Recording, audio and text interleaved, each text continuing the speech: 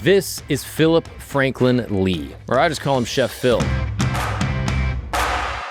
He's a personal friend of mine and one of the most prominent chefs in America today. He's truly a genius. He has multiple Michelin stars. He has 27 restaurants, all different concepts. And the guy is just like a dictionary or like an encyclopedia of culinary knowledge. And he's met everybody. So today we talk about stories of how he met Joe Rogan and actually moved his entire restaurant operation to Austin, Texas. We talk about what it's like cooking for the most elite of the elite, heads of state, billionaires, and what it's like going to their homes and making them food. He even tells us stories about Fieri and what it was like starting off and how Guy actually really helped him out with his career. And he even goes on to talk about how he scaled his businesses, which I think is valuable for anyone that's interested in chasing their dreams specifically and it fits in an unconventional industry. I love this episode. I think Phil is truly a genius and is so kind and so knowledgeable. He knows everything about sushi and food and is just so truly passionate about his craft. So if you share a similar passion about anything in your life, I think that will come through in the episode. So without further ado, sit back, relax, and welcome to King.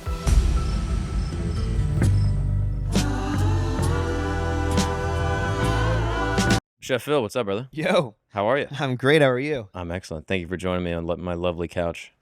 It's a nice couch. There's a comfy pillow here. Yeah, you said you've never done a couch pod. I've never done a couch pod. Well, welcome to it, dude. Thank you. I almost did a pool pod with Matt McCusker yesterday. That's on brand. Yeah, That's exactly. on brand. Literally, we pulled up and it was we felt the pool was like a little pool, and it turns out it was a hot tub. And I was like, it's so hot outside. If we get in this hot tub, we might die like friends. Like, I don't think we can do this. I don't think we can do the hot tub. That'd be a great story for the pod lore. How did they die again? Yeah. Well, yeah. Murder, suicide? No, they both just singed in a hot tub. It was a sous vide, as you probably know much about. Now, I know you just as a friend and as a wonderful chef and just a homie of mine. But can you explain to the people some, like, in brief, the background? And I want to ask you about your genius, but first I want you to brag because I know that you're going to feel very uncomfortable doing this and it's going to be kind of funny to watch me see you try to brag. I'm not really a bragger, but I can just list facts. Yeah, just do facts. You know? Yeah, do facts. So I've got today, as we sit here, I have just opened my 27th restaurant in Resorts World in Vegas on the Strip. Yep. I have been awarded Michelin stars at 2 different of my restaurants. Actually, I went from 0 stars to one day I went from 0 to 2 restaurants getting a star at the same time. Mm-hmm. I've done a bunch of competitions on TV. At one point, held the record for most wins on Food Network. Currently hosting or co-hosting and head judging a sushi competition show with Iron Chef Morimoto, him and I, called Sushi Masters. And as of 2 weeks ago, my little brother Lennon, who you probably met, he was making sushi at Andrew's wedding. Yeah, he just got his first Michelin star, and we found out via this headline for this huge article in Michelin that we made history as the first 2 brothers in America to ever each hold stars simultaneously. So that's probably the coolest of all of the accolades. Yeah, it's pretty wild. You and your brother both get Michelin stars. And I think we're also might be the only 2 white guys who also got stars for sushi. Yeah. So hold on. Can you just start with Michelin? What exactly is Michelin? Why does it matter? There's probably people listening like, a Michelin star, this is some fancy BS. You know what I mean? Can you explain why it matters and what it is? Yeah. So I've been obsessed for almost 20 years with chasing Michelin stars. Some actors want to just act and some actors want an Academy Award, right? Some cooks just want to cook and some want Michelin stars. I'm of the latter. Of course, I also just want to cook, but I want Michelin stars. So the Michelin Guide started, I think, in 1900, maybe 1901. I can't remember. But I think it was 1900. And what they basically were Michelin tires, right? French tire company. And in order to, they basically put out a guide, and it was a map of all of France. And it was like, hey, you should go check out these hotels and these restaurants. And it was a way to get people to put more wear and tear on their tires, right? So they'd have to buy more tires. After about 20 or so years, they introduced stars. So there's 3 stars. So nowadays you're hearing a lot of like, there's lot of misunderstanding about Michelin. There's a lot of people who like will get what's called a plate or a recommendation, and the media will be like, oh, they're a Michelin star. It's like, no, you can get, the lowest thing you can get is a recommendation or a plate. That's what they call it, as opposed to a star. A recommendation just means that you are recommended. Then you have a bib gourmand. A bib gourmand is somewhere between recommended and a star. But specifically, you have to be, thank you. Specifically, you have to be under a certain price point. So it has to be a place where it's like, yo, awesome restaurant, great value. You'll get full. You'll be happy for a certain amount of money. That's interesting. And that's bib gourmand. That's bib gourmand. Then you go to Michelin stars. What about Michelin Guide? Is that? So the guide is the book. Now it's online. It used to be a little red book, before everything was digital. And so the book is called the Michelin Guide. And inside the guide, you have recommendations, bib gourmands, 1 star, 2 star, 3 star. 1 star is, it means worth a stop. So basically the idea is like, if you're in the area and you're going by, it's worth a stop. 2 stars is worth a detour. Like, hey, go out of your way, but not too far, just detour. And 3 is worth a journey.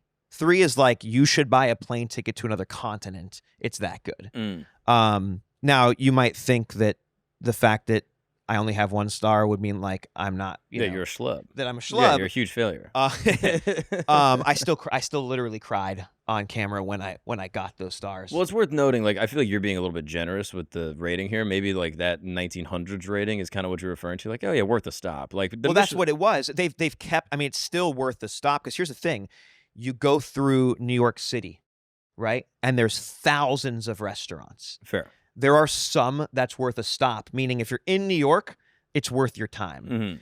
A detour would be, I'm on the East Coast. It's worth detouring into the city to hit that restaurant with 2 stars. 3 stars is, you live in Spain, you should fly to New York City. Right. So it still makes sense. But I feel like for me growing up like in Florida, I don't even think in my town there was any Michelin starred restaurants. There might have been like a Michelin Guide. No, maybe. Florida got it in 22 or 23. It's brand new in Florida. So there is a Michelin Guide now, but it's maybe 3 or 4 years old. Right. Now I wonder, how political is the Michelin system? Is there like a gamification that goes on? Is it truly just like a good faith critic that tries a dish and is like, yeah, this is great? So, in my opinion, and I've now had a star for 5 years, there's no politicking you can do. You cannot pay for it. You can't advertise for it. Now, you can definitely, they have to hear about you. So like, yes, you can hire a big PR firm because that will get you on their radar. But as far as actually there are a lot of other rating systems and awards that I won't name names on, but you know about them. And it is kind of pay to play. You got to show up. You got to campaign. You got to make donations. You got to show up and do free dinners at the galas. Now, you don't have to. It just so happens that if you don't win. Right. So no, with Michelin, it's still the one. Michelin to me is like that. I don't know if it's like a girl figure or a father figure. It's like you just want their approval. You know what I mean? It's like I hate that I don't understand what I have to do, but I just need your approval. Yeah. Yeah, no, of course. There's things like that in comedy where it's like you'll get off stage and like, Louis or like some like Chris Rock will see your set, and if they go, hey, good set, that's it. Like it's just like it doesn't do anything. It's not like it's gonna change your life. You know what I mean? Like you don't get to all of a sudden $1 million in open forum. Like maybe it could happen, but more so it's like, oh, I just got approval from people that I really respect that have been doing this longer than me. And when I got into the game, I looked at them as like the zenith of greatness, and now they're giving me an accolade. That just means the world. Yeah, I mean, and you get that, you get those nods too. I had I had the privilege and honor to cook for Thomas Keller from the French Laundry, most legendary chef alive, still responsible today for being the beacon of fine dining in America. And he came in and sat down in front of me and ate my sushi. And afterwards, invited me to hang out and drink some beers, and like that was probably like one of the coolest things ever. Did he give you any specific compliment that means a lot to you that the average person would be like, what does that even mean? He gave me a specific compliment that matters to me, but I think the average person would get it. What was and that? that was I can't remember this isn't verbatim, but it was something to the effect of like, so he's a bit older now. You know, he opened the French Laundry 30 years ago, something like that. So he's in his sort of like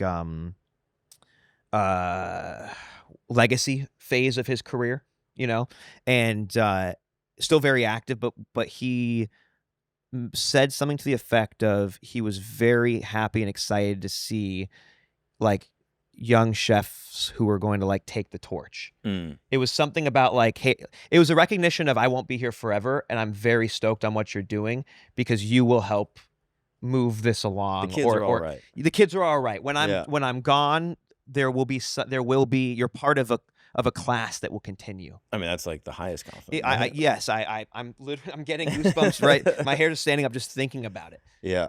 Now, I'm curious, as far as Michelin goes, is it possible to curate a menu or a cuisine or an experience that would kind of put you in better standing? You know what I mean? Absolutely. Yeah, you very rarely does a film get an Academy Award out of nowhere, and they had no idea what they were building. Right. They touched on like a massive story, were going perhaps like a historical figure. They're going for it. Yeah. Right. So like, the reason I'm so proud of getting 1 star is because I wasn't going, well, that's not true. I am going for 2 at Pasta Bar, but I wasn't going for 2 in the beginning. And so, like, for example, I don't currently have a restaurant that should get 3 stars. Sushi should get 1. Pasta Bar should get 2. We haven't gotten 2 yet. I'm hoping next year we'll get it. But I'm building a restaurant right now in Austin that I am going for 3 stars. I am from inception to execution. I will be designing a restaurant to get 3 Michelin stars. Now, I'm not doing it to get 3 Michelin stars. I'm doing it to open a fantastic restaurant, but it is designed to get 3 Michelin stars, if that makes sense. Yeah, if you're on your way to making a great restaurant, you might as well also include some of the accoutrements to get the 3rd star. But again, there's no criteria. There's and nobody knows. But I've worked in 3 Michelin star restaurants, and I've dined at dozens of them, and there's a feeling, there's a vibe, there's a X factor that you can't really touch on, but you're like, oh, I'm in a 3-star restaurant. Yeah, can you extrapolate on that? Because I bet you there's people listening, and like, you know, they might live in Florida like me, you know what I mean? And like they work with a forklift or something, and they're over here being like, dude, there's like a Mexican spot down the street from me, and it's like a mom and pop, and they've owned it for 25 years, and they have the best food in the world, and all this Michelin stuff is just rich people and fancy people trying to put awards on things that don't matter. It is rich people, it is fancy people, it is awards. I mean, those are all true things. But I mean, is there a delineation between like that amazing mom and pop spot and like a 3 Michelin star restaurant, and what is the intangible factor that a lot of people miss? So, you know, when Texas was getting stars, we got our first round of stars this last year. And I was reading all of like the media's like, you know, anticipation, like who they thought was going to get what. And it was so clear that nobody had any idea what the Michelin Guide is. No idea what that is. Like, to give you an example, all of the local food media in Austin were thinking there'd be between 4 and 6 3-stars in Austin. Los Angeles got its first 3-star this year. Los Angeles has never had a 3-star before 2 weeks ago. Right, which is a rich food culture going back 60 years. And we think that there's going to be 6 of them in Austin. Yeah. There isn't 6 of them in New York City. Right. You know? Now, that's not anything against anyone. That's just, there is a big misconception that the stars are based solely on best in class. It is best in class, but not best in class in city. It's best in class on earth. Right? So like all the 3 stars on earth share a DNA. All the 2 stars share a DNA. All 1 star share a DNA. It might be a great restaurant in Austin, but is it Jean-Georges? Is it some of these other places? And so really what it is, you know, and Austin had several 1-star barbecue spots. You would, you know, everyone was thinking, you know, in LA they were mad they weren't giving them taco trucks, you know, but they did. They recognized in Austin that barbecue you can get in Austin is up there with the world class of anything you can get anywhere on earth, right? But really what it is the intangibles. It's the feeling that you take away from those restaurants that you don't recreate. It's not about feeding people yummy food, because our grandmas could either make or made yummy food, right? It's about curating a feeling. It's about curating an experience.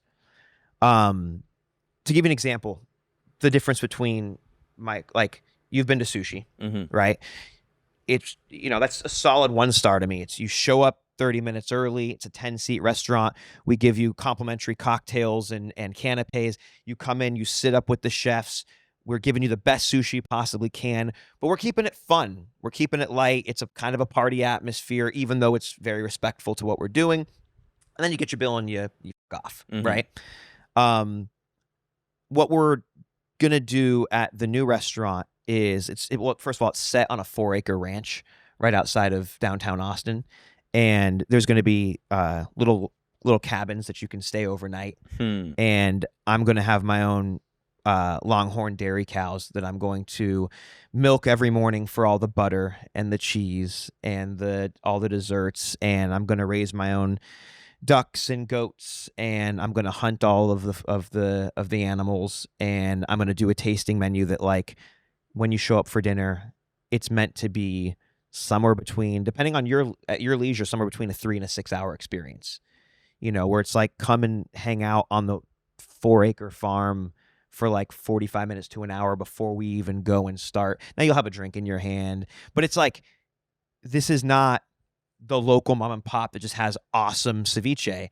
This is a once in a lifetime experience, which is kind of what most people's greatest meals are anyway. You know what I mean? Yeah. Like, if you think about, like, oh, what is the greatest meal ever? And it'll be like, my grandmother, my nonna, was making this thing, and my family did a trip to Napoli where she lives, and we stayed at her little villa, and, like, she cooked for us, and I played with my cousins. You know what I mean? Like, It's rarely just the food. The food is an addition and sort of a multiplier to this full experience of, like, this moment when I was a child. And so when you think about the restaurant in that same way, it's like, it transcends the food. It is the full experience, starting from when you make a reservation or when you get in contact with the maitre d' and you walk into this place and you stay there for an extended period of time. And the reason some of those restaurants that are on the side of the road that are just great don't end up with stars is they have, of the 3 or 4 different tangibles and intangibles, they might crush one, maybe 1.5, but they don't have all of them. Right. You know what I mean? Yeah, that makes a lot of sense. And it's not because they're not capable. It's like, what can you do in a strip mall with your 800 square feet? You know what I mean? Like, you just can't give that type of experience. And also, they're not going for it. You know? Yeah, they're happy making, great food for their community, which is its own thing. Again, that's the actor who just wants to act, who doesn't necessarily need the Academy Award. Right. Same idea. And there's a purity in that as well. 100%. Yeah, that's awesome. What's up, guys? We're going to take a break really quick because you own a small business, or maybe you work for a small business, and I am about to make your life so much easier. Let's say, hypothetically, you own a little, furniture business, right? And you're struggling to keep track of the raw materials, the production schedule, invoicing clients, all that stuff. Well, that's why I want to tell you about Odoo, okay? Because with Odoo, it's an all-in-one business platform that streamlines everything. Now you have inventory management, you have manufacturing, you have accounting apps that will make everything so simple. So now if you have a small business, you can monitor the inventory in real time, schedule production calls more effectively, and you can send invoices automatically, all from one platform. Plus, you get a customized CRM to track sales leads and follow up with potential clients, boosting your closing rates. Back in the day, you'd probably have to get, some, Ivy League operator, business person that's, able to make everything happen for you. But now with Odoo, it cuts it all out. And I'm sure you're thinking, okay, if this is going to make my life easier, give me more free time to spend with my friends, family, and playing softball, and make me more money, it must be crazy expensive.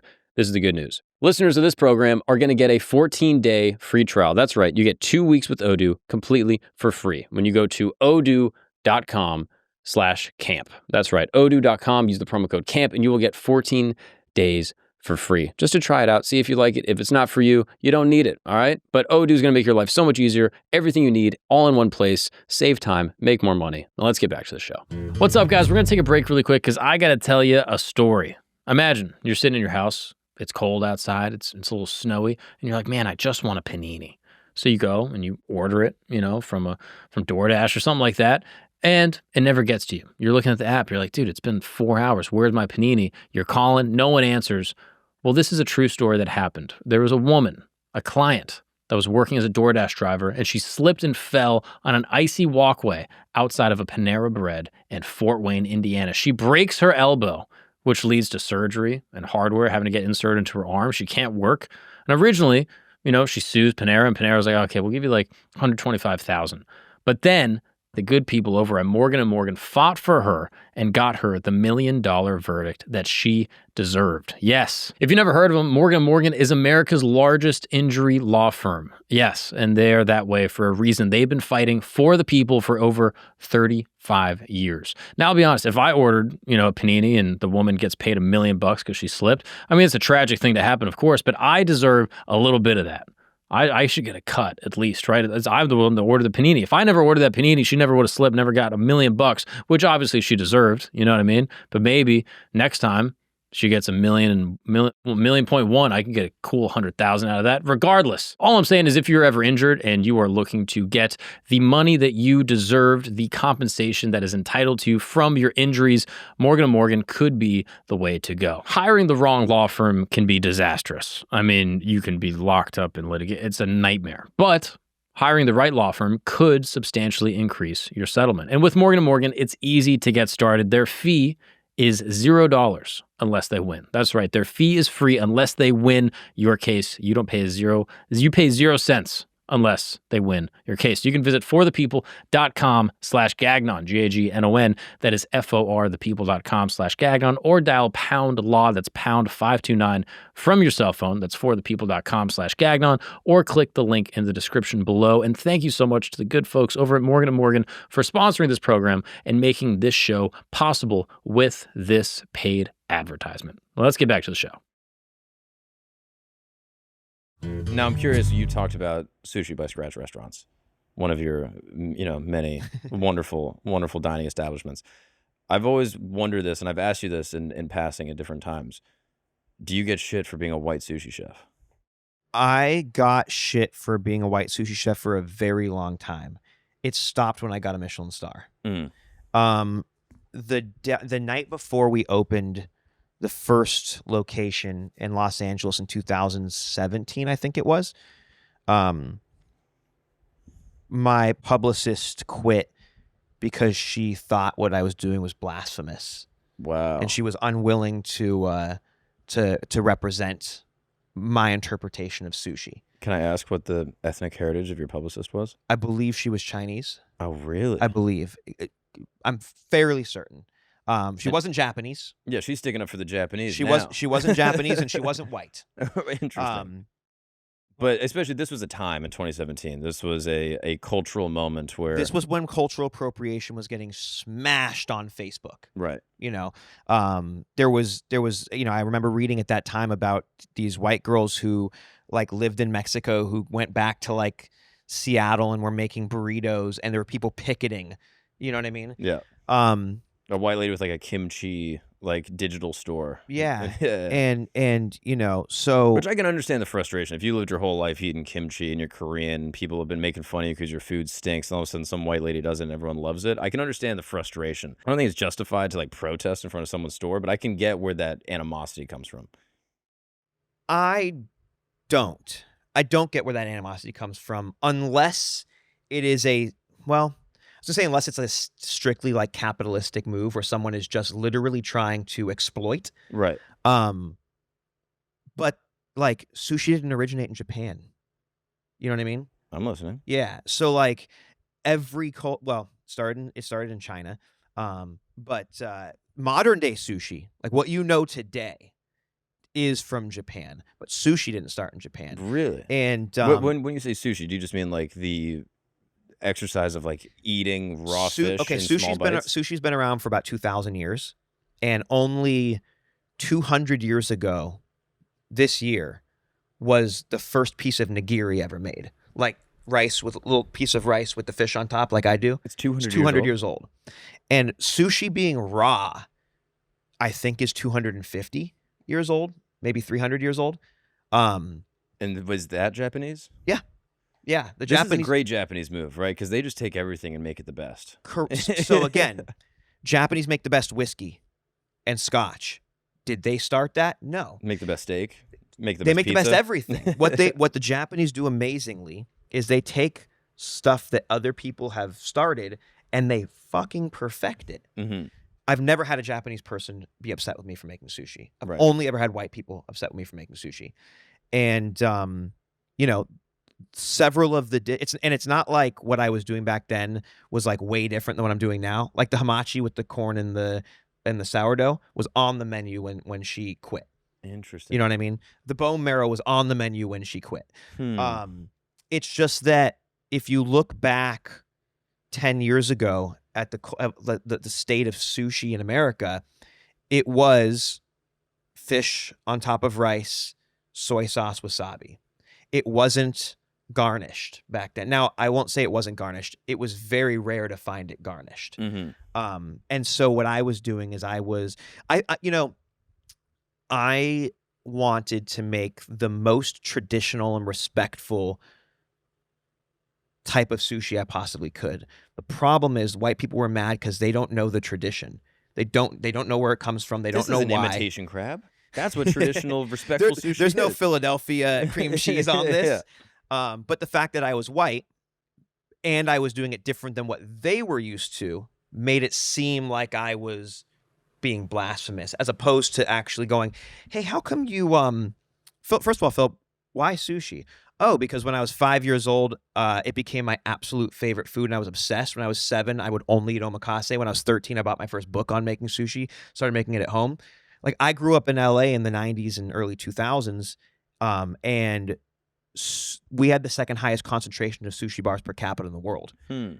I grew up outside of like Tokyo. Yeah, all of my friends from Japan grew up eating less sushi than I did. Hilarious. So when you say it's not part of my culture, why? It's not part of my blood. Why? Right. You know what I mean? So I just thought the most traditional and respectful thing I can do. So the thing that makes Italian food Italian is they only serve what's from their region. Mm-hmm. That's why every region of Italy has different food. Right. What makes Japanese food is the same thing, right?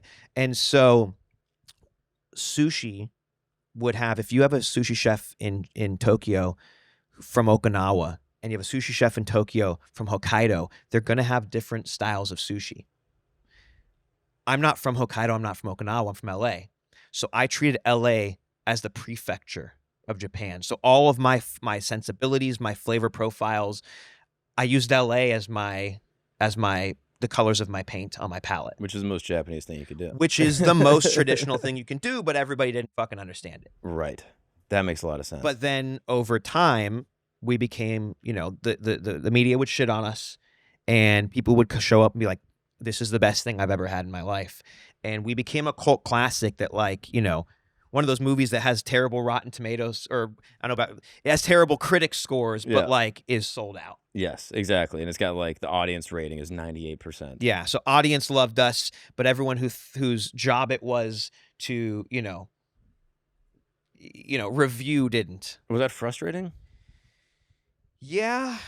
Like, did you have animosity? Like at a certain point where you're just like, I'm pouring my life out to try to make this wonderful. I'm going to Japan, learning under these famous chefs. Well, I didn't go to Japan. I didn't learn under the famous chefs. Did you go to Japan after the restaurants started opening? I went to Japan. I've now been 3 times, but I think my first trip to Japan was 2019. Oh, really? Oh, I thought you had went before. No. Oh, no. Interesting. But I've been, obsessed with and studying sushi we're not going to turn this podcast into it, but like we could open a bottle of wine and we can talk about the history of sushi by century, for hours. Mm-hmm. It's been a passion of mine. And I lost my train of thought. Where were we going? No, just this idea of like animosity that people are like lambasting you in the media, and you're like, I've poured my life into this. So I was very lucky.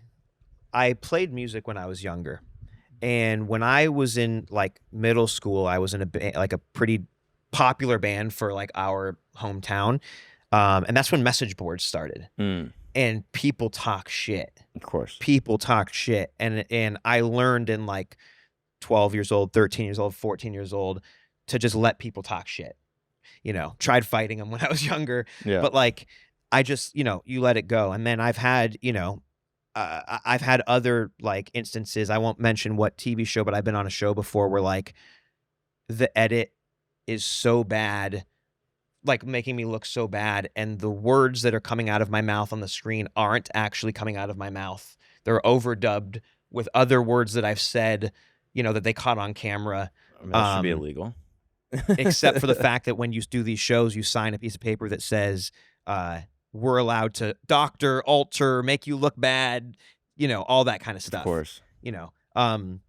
So I've had those opportunities to be completely misunderstood and to be, lied about.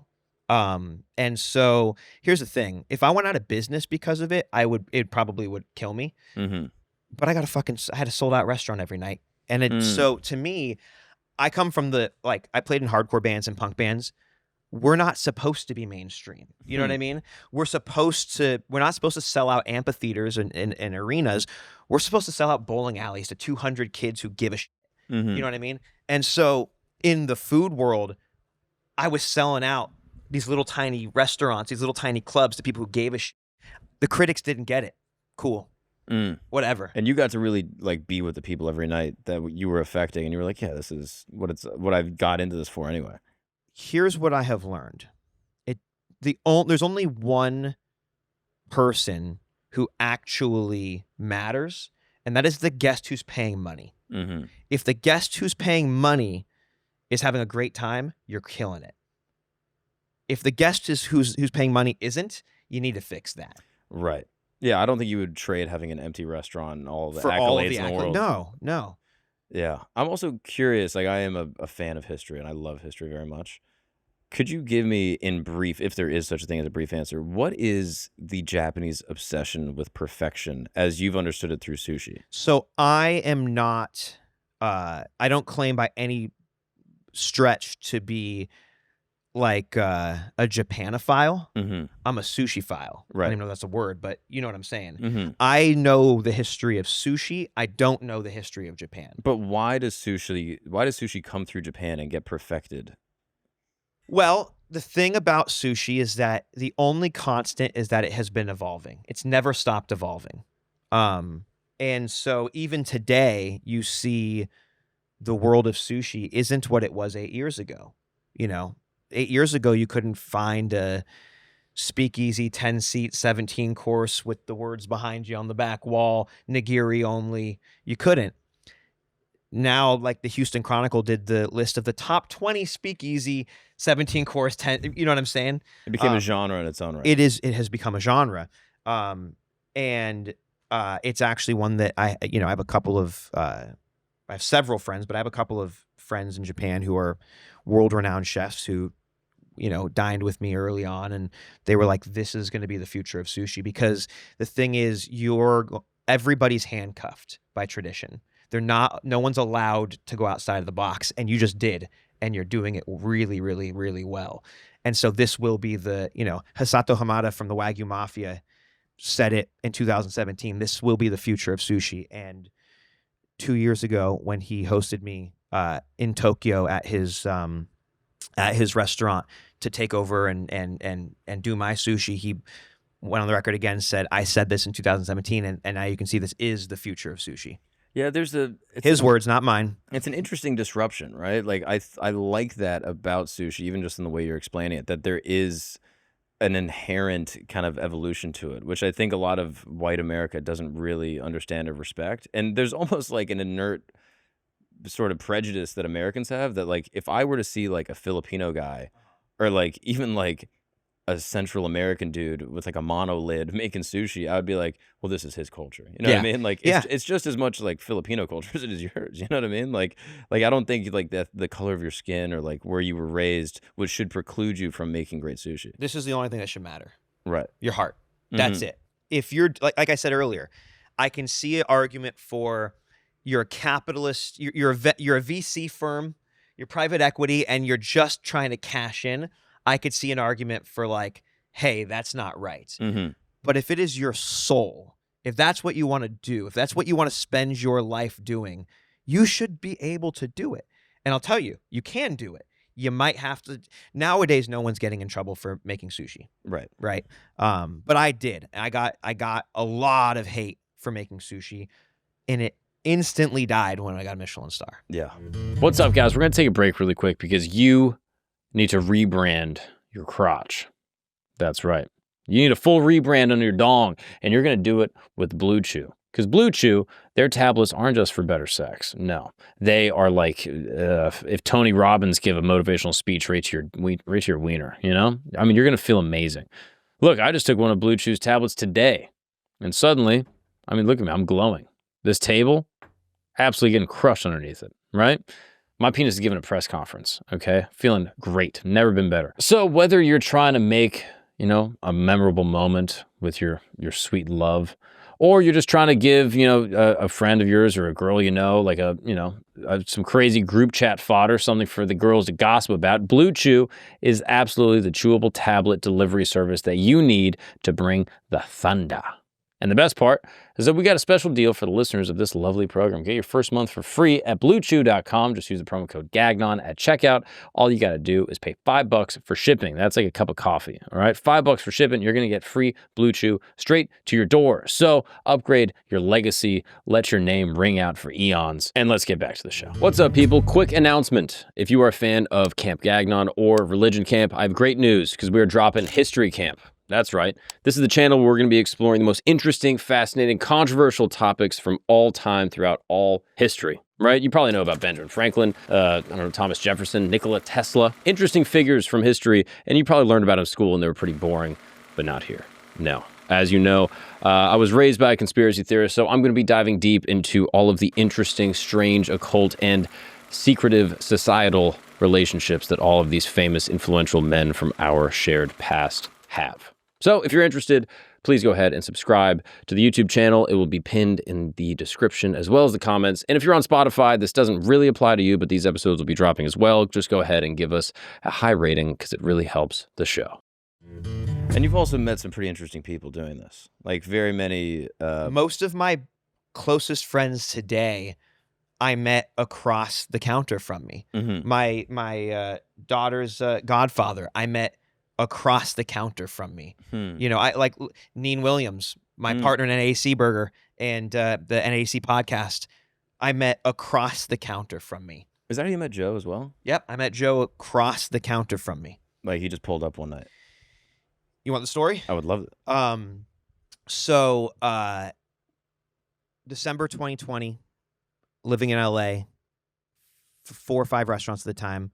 I had 3 Sushi by Scratch restaurants. At the time, it was called Sushi Bar. California outlawed outdoor dining. So during the no indoor dining, we just moved the sushi counter to the sidewalk, and people were eating the full experience on the sidewalk. That's hilarious. Then we moved back indoors, back outside, back indoors. Then they said no indoors or outdoors. That was going to kill us. So the entire state of California was shut down, and I took a poll. How many of you guys are willing to relocate for jobs? I can't carry your salaries. You can get on unemployment, or I can find you. I'll find us a state that will let us cook. Enough people raised their hands. We flew to Austin. We were supposed to be here for 5 weeks. This is back in 2020. The first week, we reached out to all of the local media to promote us, and they all said no. We're not promoting. First of all, we don't think restaurants should be open at all. But also, if we're going to promote restaurants, it's not going to be an outsider's restaurant. We're going to promote. I get it. Not mad about it at all. Those are just what happened. So because we had a cult following in LA with 100,000 people on our mailing list over the last decade, sent out a mailing that said, hey guys, you know us. Because when you come to our restaurant, you typically leave with a hug. And if not your first visit, your second visit. It is really that type of, you've only been there as my friend, but it is that kind of environment. Not only from you, but like I'm talking to people next to me, and like I'm like, oh, you know this guy? Like I'm going to New York City, so I'm like, oh yeah, we have mutual friends. Like it becomes like you go as a person, and then you leave kind of as like a group. And truly. there's so much of what I wanted was being in hardcore. I like sing-alongs. I like pile-ons. I like when you're getting the mic. Everybody up to the stage, get close. That's what I've designed as a restaurant, is the club version. We're we're a show. I never played concerts. I played shows. If you know the difference. Right. So like Nobu is a concert. Mm-hmm. Sushi by Scratch Restaurants is a show. Right. And so anyways, we've sent out a mailing list. Hey guys, as you know, we're shut down. We're going to Austin to try to have jobs so that we can stay afloat, so we can reopen, whenever California is ready. Please, if you have any friends, tell them to come support us. Well, it turns out that somebody who got that mailing on the mailing list was Joe's wife's best friend. Mm. And she reached out to Joe's wife and said, you got to check these guys out. So it turns out the very first reservation ever made was by Joe's wife. Now, she didn't make it till like week 4 of the 5-week pop-up. And so first week, we pretty much sit empty. We have a couple of people straggling in. Second week, we're like 50% capacity. By the third week, we're sold out for the following 2 weeks with 100 people on the wait list. Wow. Then comes our 4th Saturday of our 5-week stint, and in walks Joe Rogan. Now, at the time, I didn't know he had a podcast. I didn't really watch UFC back then, and I loved Fear Factor, so I was like, hell yeah. And so he comes in with his wife. He's got the little hat on. He's sitting hat low. He's not there to see and be seen. He's there on a date with his wife. Didn't even know when he left the house he was going to have sushi that night. Mm. Starts eating. We're sitting literally this close to each other, and I like watching people's reactions, and I like it because it's just like comedy. I can turn left, I can turn right, I can make adjustments based on my banter will change based on, are we talkative, are we not, right? Am I doing crowd work? Am I just sticking to the fucking script? A lot of that. And so, Joe's very expressive. He takes a bite, looks at his wife and goes, so a couple sakes in, hey, Phillip, I got to know, like, who, where's the Japanese chef? What's going on? Oh, I'm the chef. You're the chef. What's your story? And he's asking me questions. And 2/3 of the way through the menu, he's like, I just got to say, I've never had sushi better in my life. This is like the best thing I've ever had. He's like, and I've traveled everywhere and blah, blah. He's like, how do I eat this again? And I'm like, unfortunately, we're sold out the next 2 weeks. But if you want to leave your number, I can make sure I'll move you to the top of the wait list. And he's like, well, LA, you should move to Austin. I'm like, I can't move to Austin. I have 5 restaurants that I'm going to need to open in a couple weeks. And he goes, they're not going to reopen in a few weeks. And I was like, yeah. He's like, Phillip, they say a few weeks, it's going to be a few months. You and I both know that. They're not just they're going to be a while. You should stay. Just stay 1 more month. Just do 1 month. And I think he could see that he had me on the ropes. He's like, I'll tell you what. Don't think about it. Just say yes. If you say yes right now, I will guarantee you're sold out. And I was like, what do you mean? He goes, I'll take a picture of you. I'll put it online, and any seats that don't sell, I'll pay for. What? I've never heard this story. You haven't heard the story? No, this is wild. Oh wow. Okay. Well, then I'm glad I'm going as in depth as I am, because I'm giving you the full story, because I figure people at home might not know the story. I've never heard. That's so funny. I mean, that's a pretty solid sales pitch. How the fuck do you say no to that? I don't. You say yes. You say yes. Thank you, sir. Right. So he's like, all right, open up the reservations. I go, dude, I'm wearing a mask and gloves. Like, let's finish dinner. I got 1 more seating, and after the last seating, I'll open up the reservations. He's like, great. Stand there, takes a picture. What's all the socials, blah, blah, blah. He leaves. I do my next seating. I open up the reservations at about 12:30 a.m. on a random Saturday night. I think it was January 12th, 2021. Within 4 minutes of his Instagram post, February is sold out. Wow. And when we wake up the next morning, there's 25,000 people on the wait list. And we've had a lot of big celebrities. Bigger in terms of 30 million, 60 million Instagram followers who will post about us, and we'll get 3 new reservations. Yeah. I'm forever indebted to Joe. There's not a year that goes by that he doesn't get a birthday present and a Christmas present from me. It's starting to feel kind of weird 5 years later, but still, like, dude, you changed my life.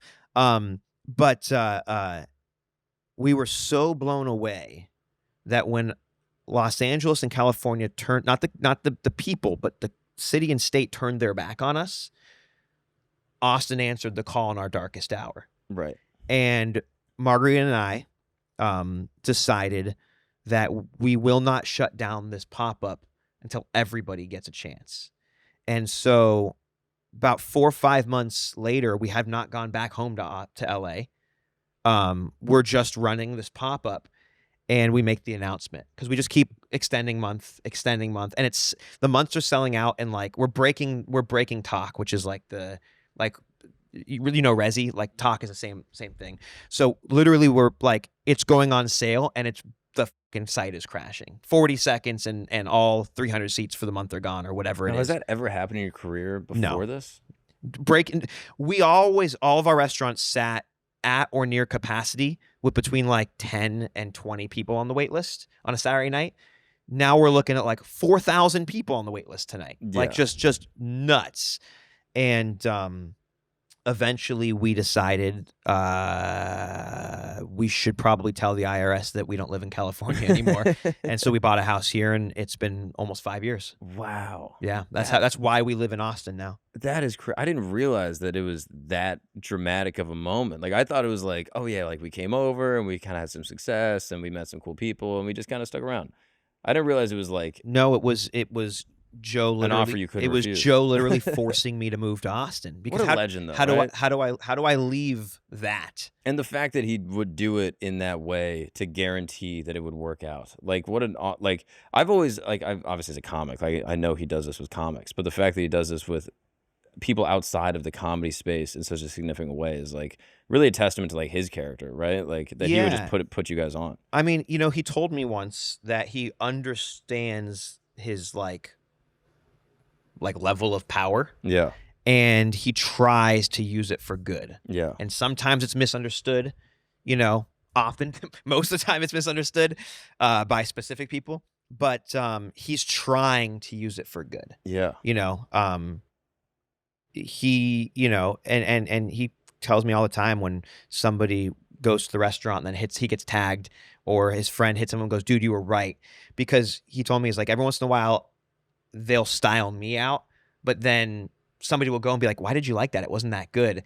And he's like, dude, you're batting 1,000. And it makes me happy because like nobody has been able to say, yo, why did you say that place was good? I mean, that's wild. It's crazy that it can really change that quick, even in the restaurant world. Like, so in entertainment, it makes sense, but I guess in the restaurant world, I never would anticipate like that. Every overnight success, we were at year 10. Right. Year 10 of owning restaurants. Today, I'm at year 20 of dedicating my life to this, and I'm at year 13 at owning restaurants now. So I guess it was year 9 when he did that. But I mean, like, Marguerite likes to remind me all the time, yes, we're an overnight success, 10 years in the making. Right. Guy Fieri told me he's been almost like a mentor of mine, and just an amazing champion of my career. And he told me once, long time ago, probably back in like 2014, he's like, success, it's like a street. Success is going to drive by. You don't know how often it will, but it's going to drive by, and you will never. It might stop for a second, but it's never here to stay until you're ready ready for it.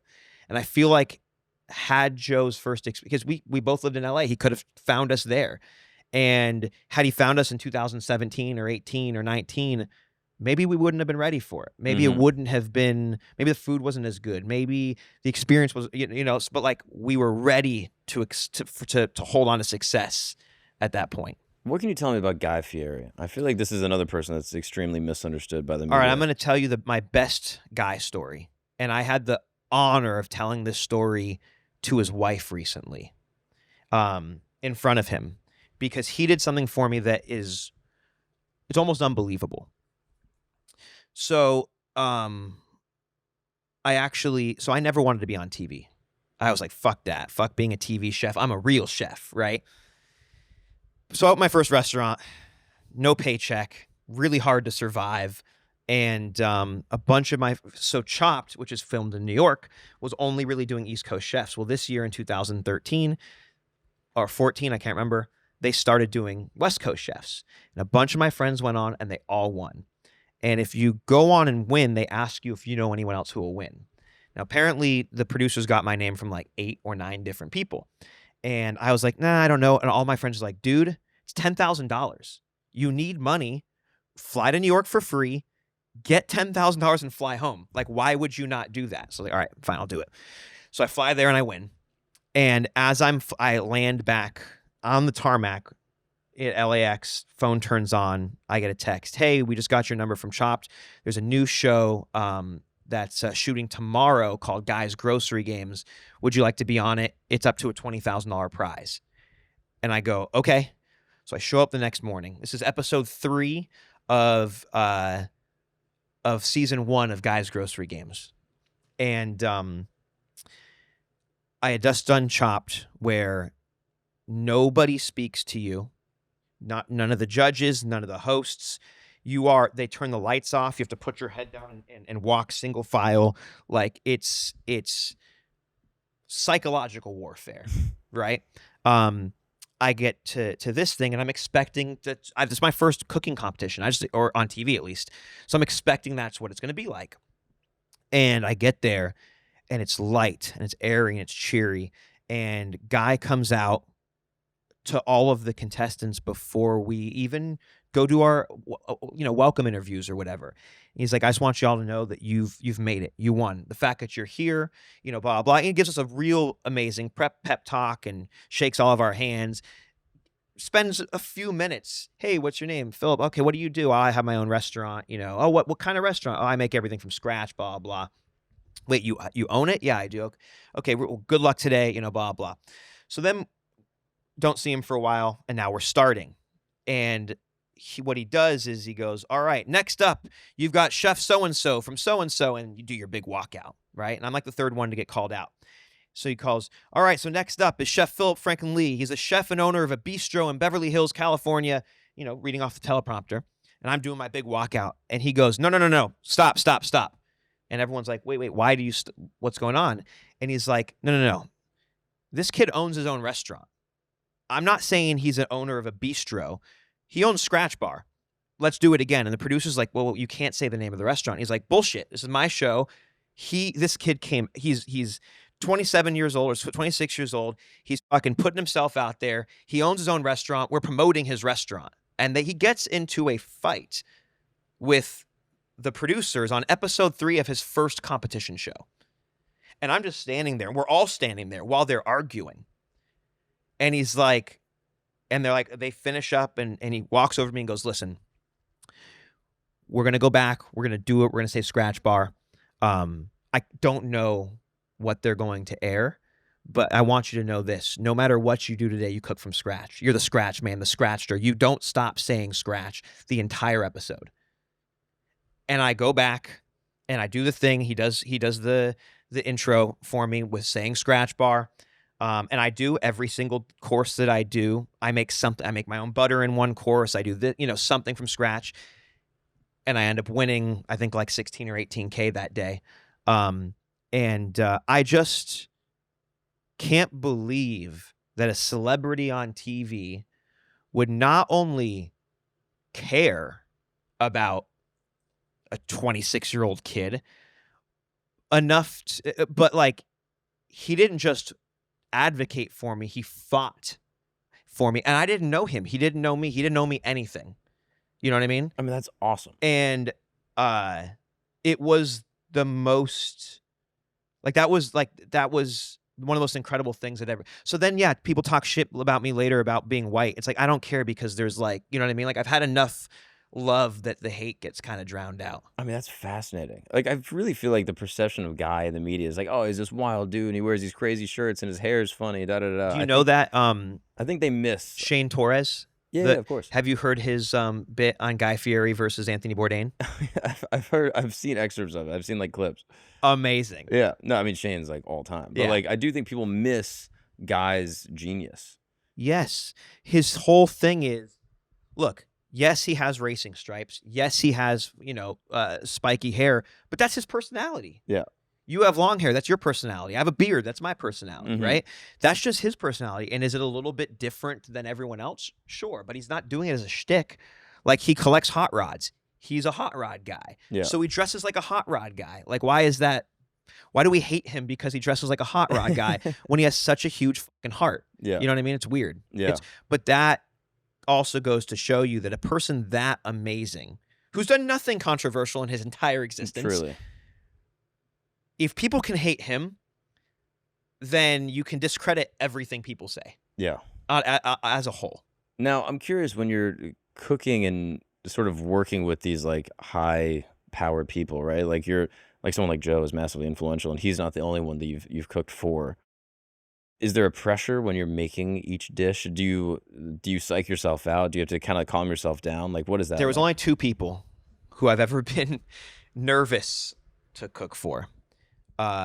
Davey Havoc, the singer for AFI. That makes sense. It's a weird one, but it's true. Knowing you, that tracks. You're a big AFI guy. Yes. Yeah. I have several AFI tattoos. Been my favorite band since I was 12. Yes. And Thomas Keller. Right. Those are the 2 that I have like. I'm like messing up my words. You know what I mean? Yeah. But no, I mean, otherwise, I really try to treat every guest, and a lot of them I know who they are, and they know I know who they are. Because everyone knows who they are. Because everyone knows who they are. Yeah. But like you can be one of 2 things ever, a human or a fan. You can't be. And the second you're like, if you start out as a fan, you're almost never going to become a human, right? And so I've always like all of my restaurants have always been like, welcome to my kitchen, welcome to my home. So I just treat you like a guest at my house. And if all I do is treat you like a guest at my house, it's really easy because I don't have to do anything different than I do for every other person. Right. Because I'm already chatting up the room. I'm already offering you a drink. I'm already making sure you feel taken care of. Now, the fact that you're a celebrity, you just also are getting that treatment. Right. Yeah, if you treat everyone great, you don't have to switch it on. And now I have so many friends who are, that sounds bad. I have so many celebrity friends, but I have a lot of friends who have celebrity status that I met because they ate at the restaurant and they liked the food and felt a connection because I treated them like a real person, and I viewed them like a real person. Now, it's one thing to do it in your own restaurant. People come in and they get a reservation, or maybe like they work with a concierge and they go through sort of traditional channels. But I've heard that you've done some private events for some pretty interesting and high-powered people. Are those experiences different? Like you might go to someone's home and cook in their kitchen at like some, multi-billion-dollar mansion somewhere. I think I can't talk about who it is, and I think I know that I think you know what it is, right? Yeah. It's one that Scooter set up. Yes. Yeah. Okay. I just try to stay out of my head. I just try to do my thing. It's always a little bit. The first time you see someone, it's like, oh, that's a president. Oh, that's one of the richest guys in the world. Oh, that's head of state, whatever. Yeah. Oh, that's 100-time Grammy Award winning, whatever. Like, yes, there's a little bit of like anticipation, but probably no different than if you're doing a show and you know that Chappelle's in the back. Right. Yeah, you're a little, but the second you get up there, you do your fucking thing, and it's gone. Yeah, the muscle right? memory kind of locks in. You're like, this is just like sort of any other experience. And so, I'll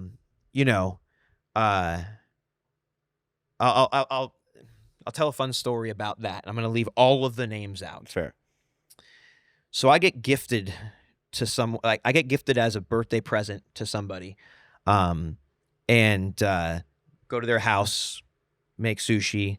The gentleman who it is like, this is the best sushi I've ever had, and I've traveled the world, and there's nothing I can't afford, and incredible.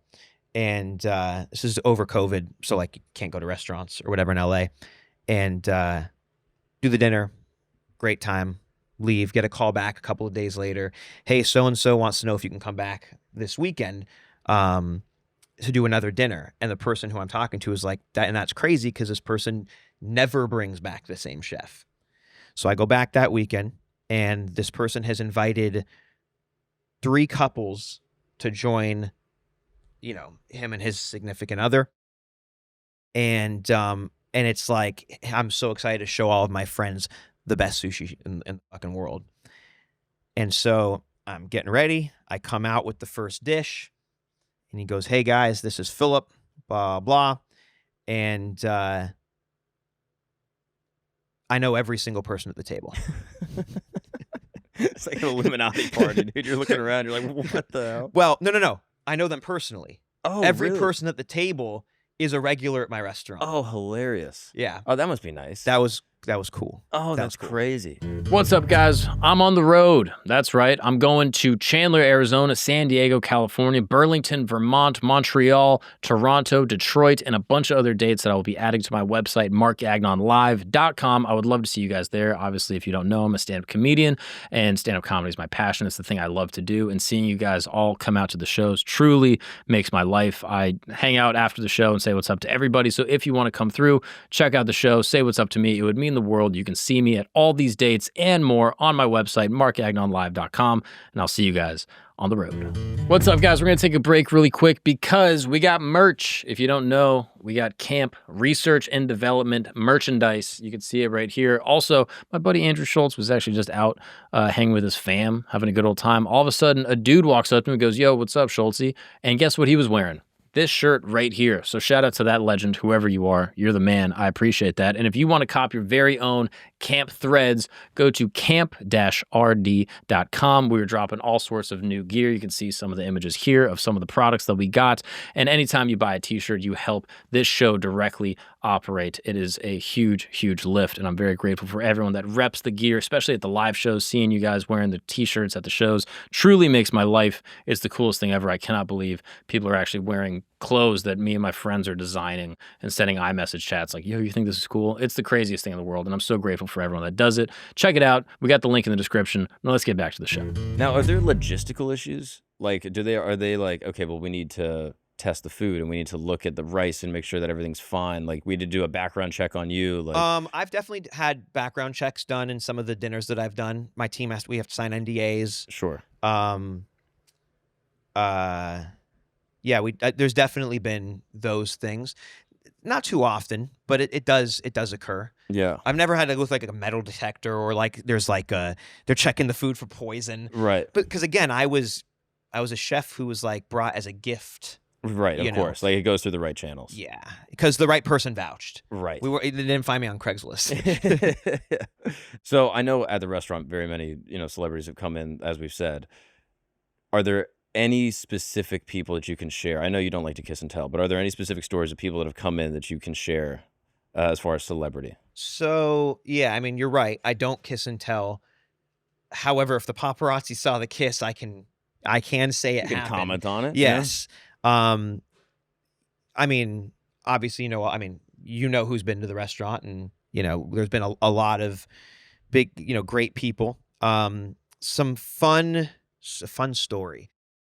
Two come to mind. One is Ashton and Mila. Ashton Kutcher and Mila Kunis. They actually came to Scratch Bar about a month after I opened my first restaurant. And we're now, 13 years later, we now, happy Thanksgiving kind of thing. But they did something for me that was really, really cool. When they had their first kid, the first time the kid was ever seen in public was at our restaurant. Oh, wow. Yeah. And the first photographs of them with the kid ever is right in front of the sign of the restaurant.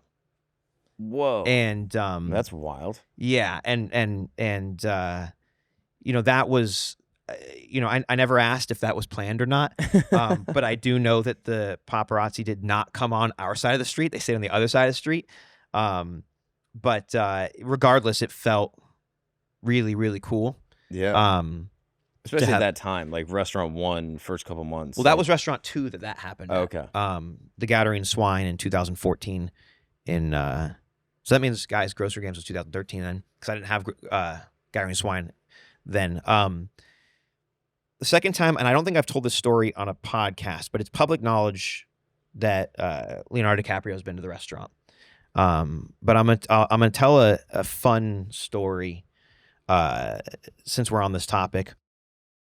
In Austin, right after Joe blew us up and we're sold out with the wait list and everything, there was a very affluent gentleman who lives in Austin who reached out to us. He'd been in several times, and he reached out and said, hey, I need this Saturday night 9:30 seating. And our concierge was like, I'm sorry, we're sold out with the wait list. And he said, I'll give every person $1,000 to buy their seat. So she calls me and goes, hey, what do you want to do? And I said, well, I'm not kicking I'm not just going to say, hey, sorry, pick another night, but you can call every single person and offer them $1,000 for their seat. And do me a favor, anyone who accepts, put them to the head of the line, like get them into the restaurant in the next month. As you probably guessed, every single person accepted $1,000. This gentleman comes in, and it turns out the reason that he came in was because Leo was only going to be in Austin for one night, and him and Leo had a bet. On where the best sushi in the world is. One guy was saying Austin, Leo was saying LA. So they come in. So basically, Leo was in Austin, and this was like a way that they could settle. Like, hey, you come and try my dude in Austin and see, since he's been in a bunch of times, but like, hey, come to Austin and see my guy, and then we can settle this bet. So they come in. I don't even know that who's all going to be there because they didn't tell us this. But Leo walks in. They all sort of sit down. He stands up and tells this story. So we have this argument, blah blah, and he's like, I just want you to know, the place I was going to take you to in LA was Phillip's restaurant. So they're arguing about the same spot, the same guy. Yeah. Oh, that's so funny. You should have taken him up on that. Be like, well, you better get a reservation over there. Yeah, let's run it back, dude. That's wild. Yeah. So you go from these sushi restaurants. I'm actually curious, were there any concepts for restaurants or ideas that you did that failed? Yes. Well, failed is a strong word, but failed is a strong word. I have closed restaurants. Okay. My second restaurant was called the Gathering Swine. It was a meat. There was no animal product on the menu. And it was a tasting menu. It's kind of like what Love Madison Park is doing now. Mm-hmm. Back in 2014, it was a tasting menu, high end, only vegetables. That closed because I had a partner in the original Scratch Bar and that allegedly took all of the money out of the account and left the country. And then basically I had to get a restraining order so he would stop taking money out of the accounts. And a judge can remove them from the account, but the judge can't remove him as a partner. So he was like, if you want to take over, it'll be $1 million cash. So after already allegedly fleecing you. Yes. So what we did is he had me, I was 25 at the time. He had me sign all the paperwork that I signed. I didn't realize I had personally guaranteed everybody, including the IRS. So IRS hits me up for $40K.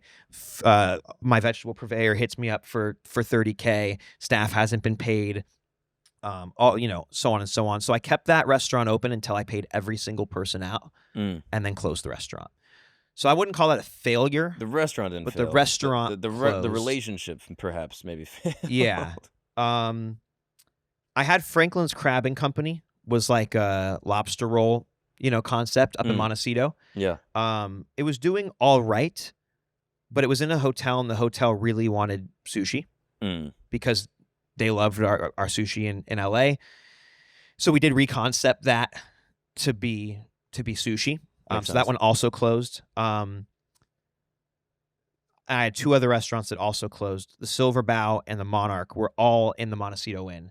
So in the Montecito Inn, I had Franklin's Crab and Company, Silver Bow, the Monarch. Monarch and Silver Bow closed, never to return. Silver Bow was my attempt at 3 Michelin stars, and had I not closed it, I think we would have got there. Really? And why did those close? So the hotel that we're still in, when they found us, you spent time in Montecito? A little bit, just like weekends. It's like the wealthiest zip code like in the world. Yeah. Staying at the Montecito Inn was like $250 a night, but every other hotel around there was like $2,500. Mm-hmm. So now half of the Montecito Inn were these unbelievable suites, and half were $250 a night. And they brought us in to go buck wild on the food. And they were going to remodel the entire place and just go high. You're a part of their plan to modernize. They eventually decided not to do the remodel, and eating at our restaurants was 2 to 3x staying there. Yeah, there's a mismatch. It didn't work out. And so no hard feelings. It is what it is. They now have a beautiful restaurant there called Coast and Olive. They took over both the restaurants and turned it into one big bistro style thing. And then sushi is still there. Funny, they actually when they agreed, because all these hotels, there's like buyback, blah blah blah. They were like, "We'll let you keep sushi, but you have the rest. You basically have the rest of this lease, which was 2 more years to get a Michelin star. And if you don't get one, then that will be out too." And then I got a star. Oh, so nice. So I got to keep it. Put the pressure on. Yeah.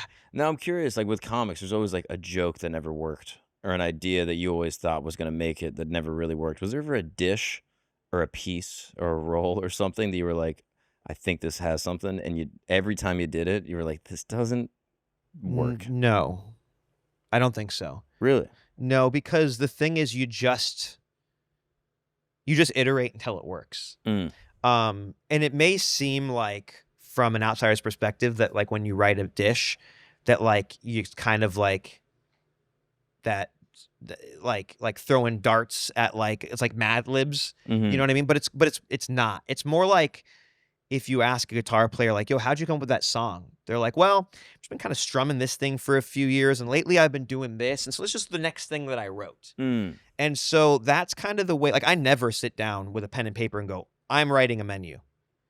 If I'm doing an event or something, I need to like write a set list. I can write a set list, but I don't write dishes. I never sit down and just write dishes. They just sort of come, and it's because I've been thinking about this sauce for a couple of years. I've been thinking about this concept for a couple of years, and then something goes, "Oh, you know what that would be great with? That sauce I have in my back pocket and this thing," and boom, it all comes together. Oh, that makes sense. I don't think I've ever like had an idea, cooked it start to finish, and been like, "That's bad." Interesting. Because it's like, how often is Eric Clapton, and I'm not comparing myself to Eric Clapton, but how often is he going to play a riff that sounds bad? Right. He might do like it might not be finished. Right. But it's not going to sound, it's not going to be unpalatable. Right.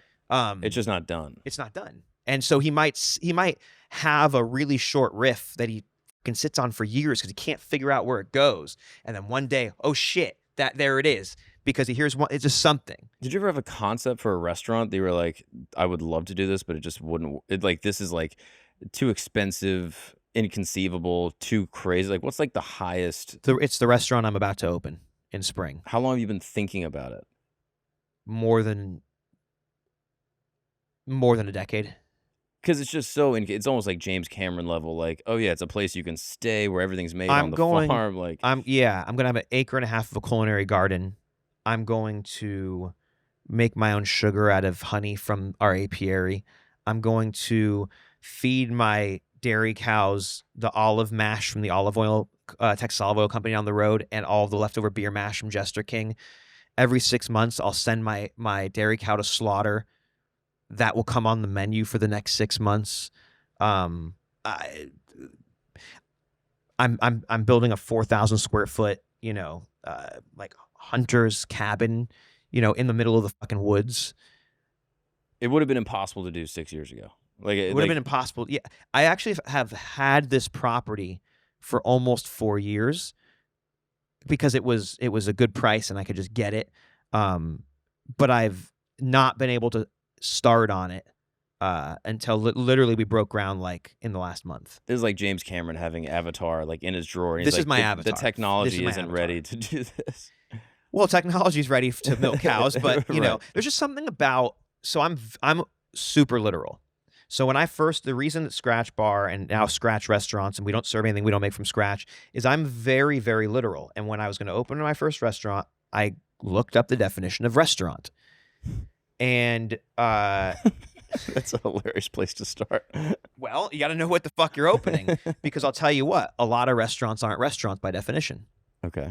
A restaurant is a place where guests sit and pay to eat food, to consume food that was prepared on site.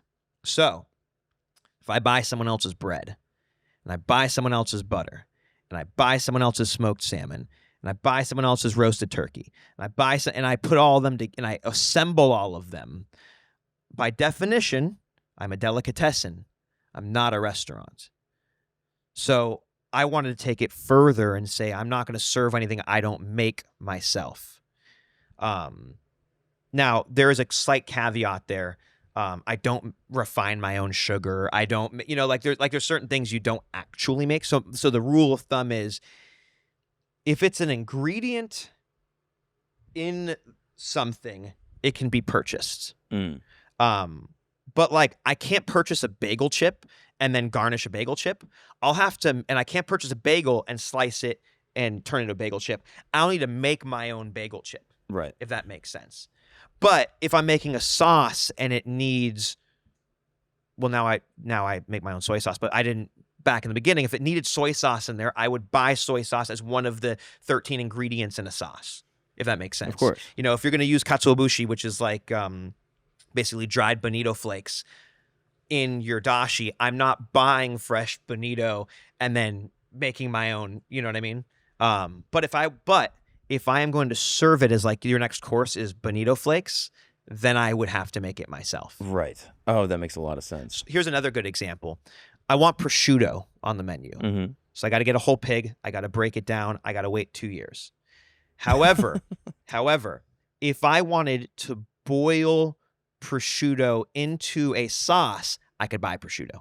Does that make sense? Yeah, of course. Yeah, if it's sort of part of a greater ingredient. I'm not serving you that prosciutto. I'm not serving you with anything I didn't make. Right. And when I say I, it's the it's the global I, because I have, a giant team. Yeah, of course. And I also imagine like supply chains and like global logistics also play a role in this. It's like, oh, we want to do like a coffee thing. It's like, well, it's got to go to Ethiopia. You know what I mean? Like, you can't grow coffee, you know? Yeah, and so we're taking it all the way back to like growing our own vegetables, hunting our own, meat, And if you raising can't grow our it, own. you're not gonna So again, same idea. put it on the title of the dish. I'm not, well, so if I serve a carrot course and there's a carrot on the plate, that carrot came from my garden. Now, if that carrot is garnished with a sauce made from onions, I might buy the onions from the farm across the street. Right. Because that's going into the sauce. Yes. And I need hundreds of pounds so that I can reduce it all the way down. Yes. And I'm not dedicating 4 acres of the, not dedicating the entire thing to onions for sauce. Yes, of course. You know what I'm saying? Yeah. No, that makes a ton of sense. So like I'll buy chicken carcasses from a local farm, but the chicken meat you're eating will be from me. Right. Now, this is so much detailed culinary knowledge, and I would consider you a genius specifically in sushi and specifically with the other restaurants and concepts that you've developed. But then there's also the business element of scaling all of these restaurants and managing people and hiring people to manage in your stead when you're not there, because you have 27 places. There's only one Phil. So like, where does that come into play? How do you learn all of this? And how terrifying is that concept of scaling? I never meant for any of this to happen. Right. At all. In 2011, maybe 12, I got my first executive chef job.